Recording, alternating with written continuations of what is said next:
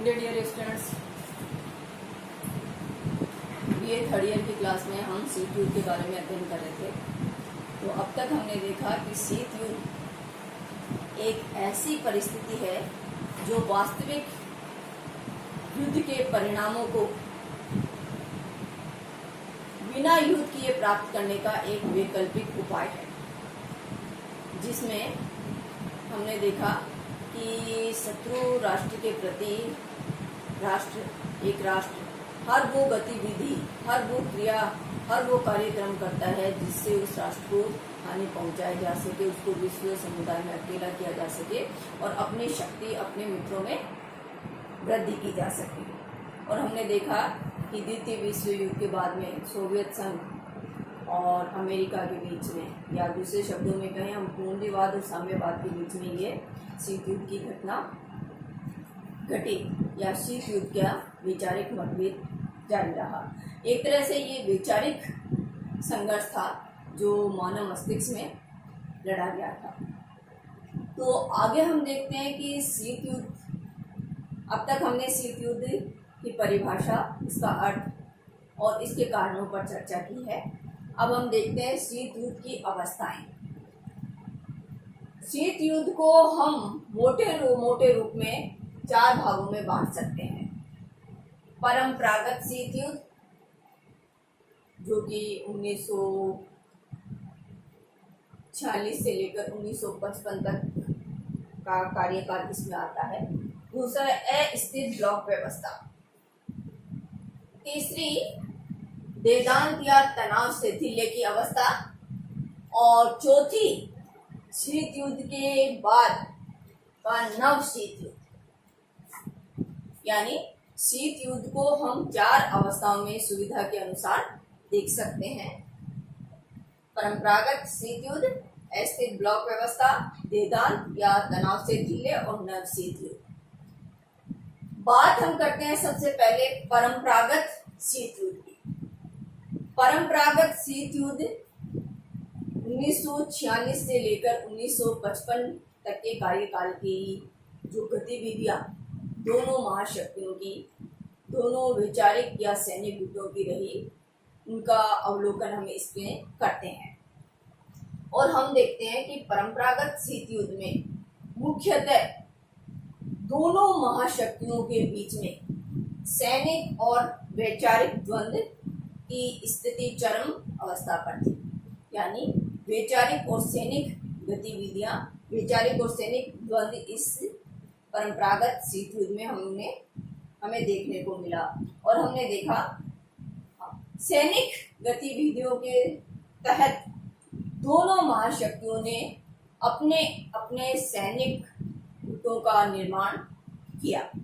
यानी सैनिक दृष्टि से विश्व का ध्रुवीकरण करने का प्रयास दोनों ही महाशक्तियों ने किया, जिसमें हम देखेंगे यूएसए यानी अमेरिका ने नाटो, सेंटो और सीटो जैसे सैनिक गठबंधनों का निर्माण किया। तो उसके एवज में सोवियत संघ ने वार्सा पैक्ट का निर्माण किया। तो सबसे पहले हम सैनिक द्वंद्व का अध्ययन इसमें करेंगे और हम देखेंगे कि किस तरह दोनों महाशक्तियों ने सैनिक गठबंधन किए। सबसे पहले हम देखते हैं नाटो। नाटो अमेरिकी और ब्रिटिश गुट यानी पश्चिमी राष्ट्रों के द्वारा बनाया गया एक सैनिक गठबंधन है। इसका पूरा नाम है North Atlantic Treaty Organization. NATO की स्थापना 4 अप्रैल 1949 को की गई और इसका मुख्यालय बेल्जियम में ब्रुसेल्स को रखा गया। नाटो में प्रारंभ में 12 सदस्य थे। कालांतर में इसके सदस्यों की संख्या बढ़ गई। नाटो की स्थापना का उद्देश्य यह था कि ये खुले रूप में सोवियत संघ को एक चुनौती थी और नाटो का उद्देश्य यह था कि नाटो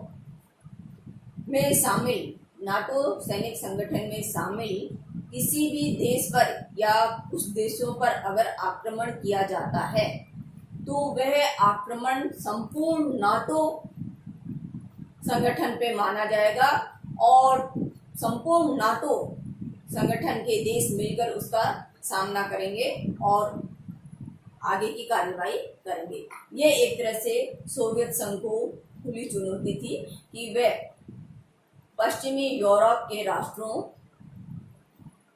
के विरुद्ध कोई भी कार्रवाई न करे, अन्यथा अमेरिका के नेतृत्व में ये सभी राष्ट्र मिलकर उसके खिलाफ कार्रवाई कर सकते हैं। अगले सैनिक गठबंधन था सेंटो। यह भी पश्चिमी राष्ट्रों और अमेरिका के नेतृत्व में किया गया सैनिक संगठन था। इसका पूरा नाम है South East Asia Treaty Organization. इसकी स्थापना 8 सितंबर 1954 में की गई। इससे पहले हम देखते हैं कि नाटो जैसे सोवियत संघ के विघटन के बाद में नाटो ने अपने उद्देश्यों को, अपने लक्ष्यों को, अपनी दिशा को परिवर्तित कर लिया। अब नाटो एक खुला सैनिक संगठन न रह के अब नाटो का लक्ष्य रह गया एक ध्रुवीय विश्व में अमेरिकी हितों की रक्षा और उसका संरक्षण करना। और कई अवसरों में जैसे हेती समस्या के समय, अफगान समस्या के समय, नाटो के राष्ट्रों ने, इराक की समस्या के समय नाटो के राष्ट्रों ने इसमें अमेरिका का साथ दिया और हस्तक्षेप किया। नाटो के समक्ष भी अब कई सारी चुनौतियां हैं, लेकिन नाटो का लक्ष्य अब एक ध्रुवीय विश्व में अमेरिकी वर्चस्व को बनाए रखना और उसके हितों का संरक्षण करना हो गया है। नेक्स्ट है सेंटो। जैसा हमने बात की, सेंटो का पूरा नाम है South East Asia Treaty Organization. इसकी स्थापना 8 सितंबर 1954 में की गई और बैंकॉक में इसका मुख्यालय रखा गया। इसके सदस्य देशों की संख्या 8 है, जिसमें संयुक्त राज्य America, Thailand, Philippines, Pakistan, New Zealand, Austria और फ्रांस तथा ब्रिटेन इसमें शामिल है। 1955 में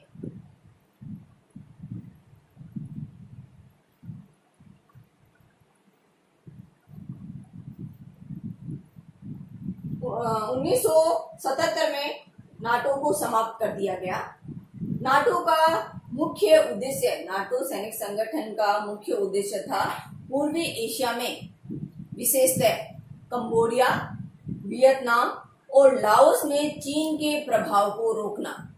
और जैसे ही वियतनाम की समस्या समाप्त हुई 1977 में सेंटो को समाप्त कर दिया गया और इसका पूरी तरह विघटन हो गया। अगले जो सैनिक संधि है वह है सेंटो। यह भी अमेरिका के नेतृत्व में, अमेरिका और ब्रिटेन के नेतृत्व में की गई एक सैनिक संधि है, जिसका पूरा नाम है सेंट्रल ट्रीटी ऑर्गेनाइजेशन। इसकी राजधानी, प्रारंभ में इसे बगदाद पैक्ट के नाम से भी जाना जाता था और इसके सदस्यों की संख्या भी 5 है। इसमें ईरान, इराक, पाकिस्तान, तुर्की और ब्रिटेन शामिल है। 1955 में ईरान के शासक कुरैशी ने सोवियत संघ के साथ भी अपने संबंध स्थापित कर लिए थे। अतः ईरान को इस सैनिक संगठन से 1955 में निकाल दिया गया और इसका नाम बगदाद पेट से बदलकर सेंटो कर दिया गया। आगे जब इराक और ईरान के मध्य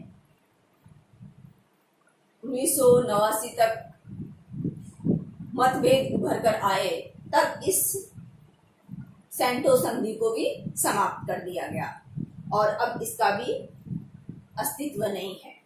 तो हम देखते हैं कि अमेरिका के द्वारा जो सैनिक गठबंधन बनाए गए, उनमें 3 सैनिक गठबंधन महत्वपूर्ण है: नाटो, सेंटो और सीटो।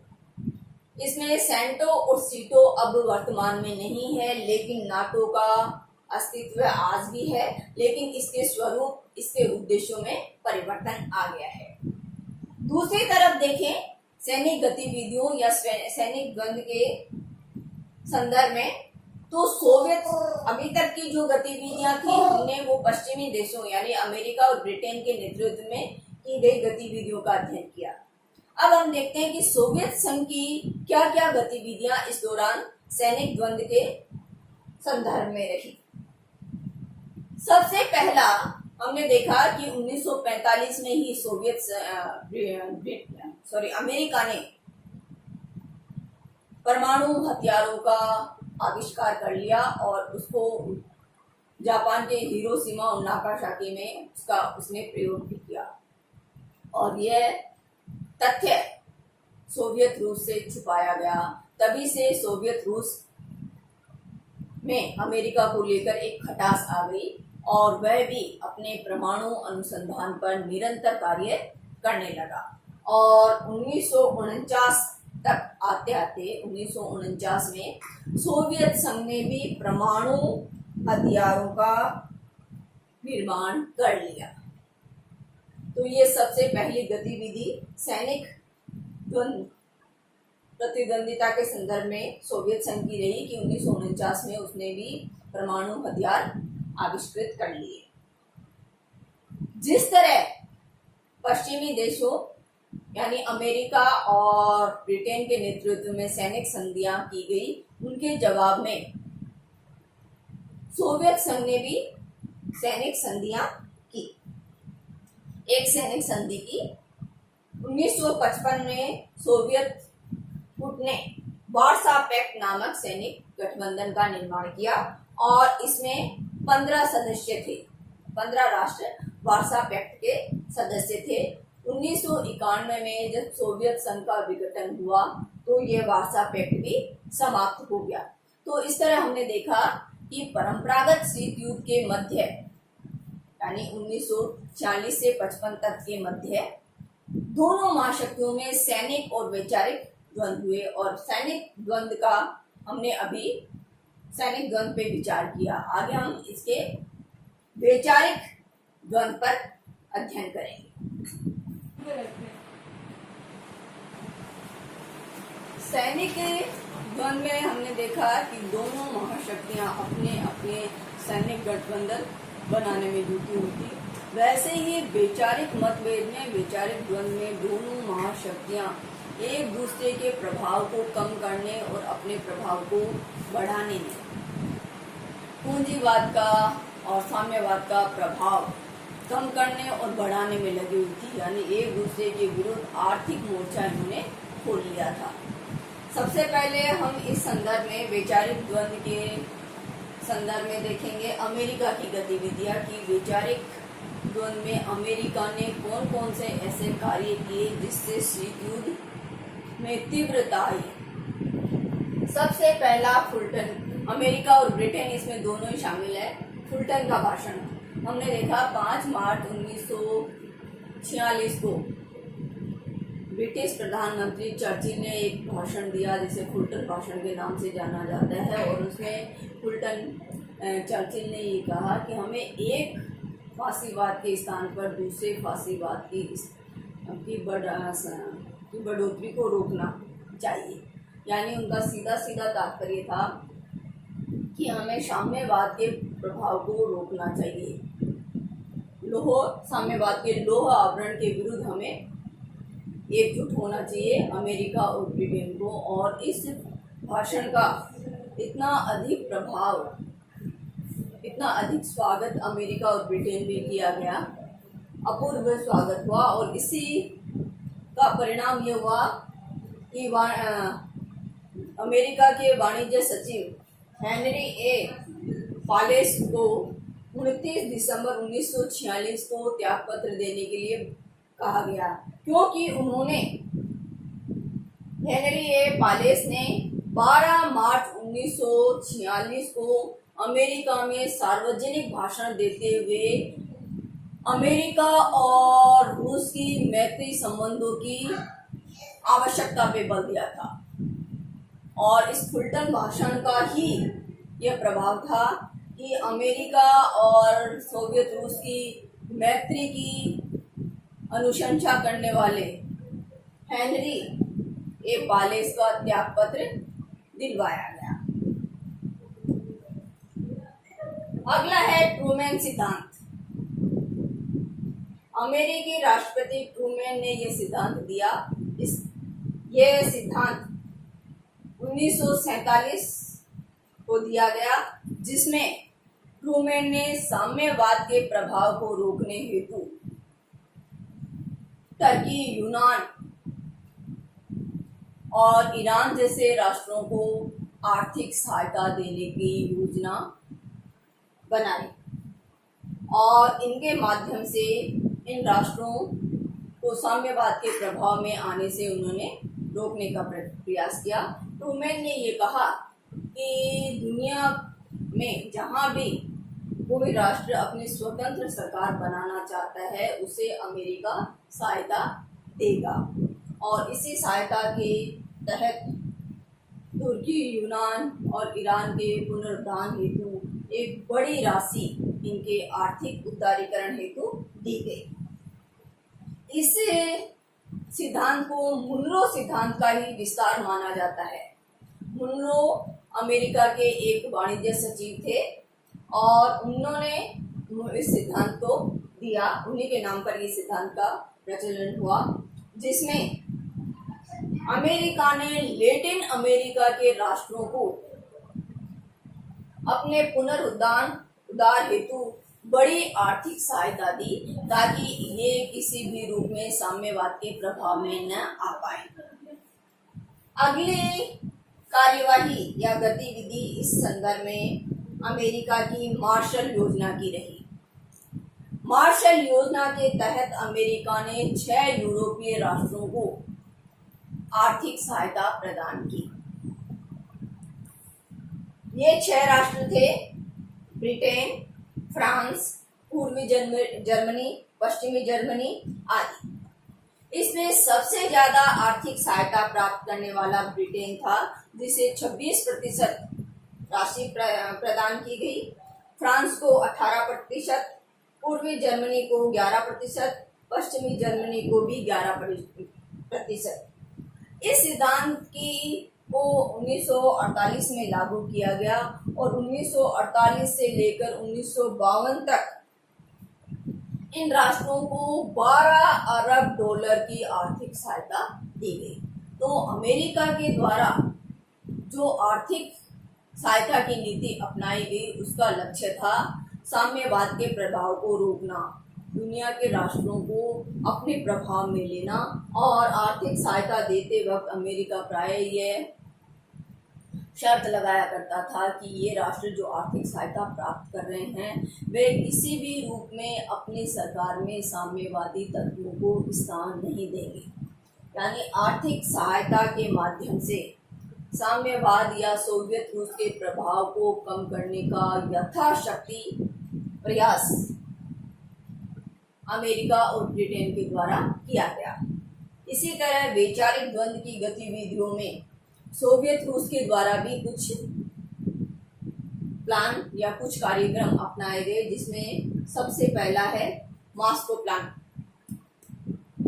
मॉस्को प्लान 1950 में लागू किया गया और इसका उद्देश्य सोवियत संघ का यह था कि मॉस्को प्लान के माध्यम से सोवियत संघ पूर्वी यूरोप के राष्ट्रों में साम्यवाद का प्रभाव बढ़ाना चाहता था, पूर्वी राष्ट्रों में साम्यवाद का प्रचार प्रसार करना चाहता था और उन्हें पूंजीवादी बनने से रोकना चाहता था। इसी तरह दूसरा कार्यक्रम उन्होंने सोवियत रूस ने ये अपनाया, सिमेया, जिसे हम कोमेकोम के नाम से भी जानते हैं। कोमेकोम यानी परस्पर आर्थिक सहायता परिषद। इसका निर्माण 1949 में किया गया, जिसमें पूर्वी राष्ट्रों को आर्थिक सहायता प्रदान की गई। इसका मुख्यालय मॉस्को में रखा गया और इस कोमेकोम के तहत आर्थिक सहायता प्राप्त करने वाले राष्ट्रों में चीन, मंगोलिया और क्यूबा जैसे राष्ट्र भी शामिल थे। कई विद्वान कोमेकोम और यूरोपियन संघ को की तुलना करते हैं, लेकिन कोमेकोम और यूरोपियन संघ में एक बड़ा अंतर था। पहला अंतर यह था कि कोमेकोम में प्राय विकासशील राष्ट्र थे, जबकि यूरोपीय संघ में सभी विकसित राष्ट्र थे। कोमेकोम के राष्ट्रों में भौगोलिक निकटता नहीं थी, जबकि यूरोपीय संघ के राष्ट्रों में भौगोलिक निकटता विद्यमान थी। कोमेकोम का वर्तमान में अस्तित्व नहीं है, जबकि यूरोपीय संघ का अस्तित्व अभी भी वर्तमान में है।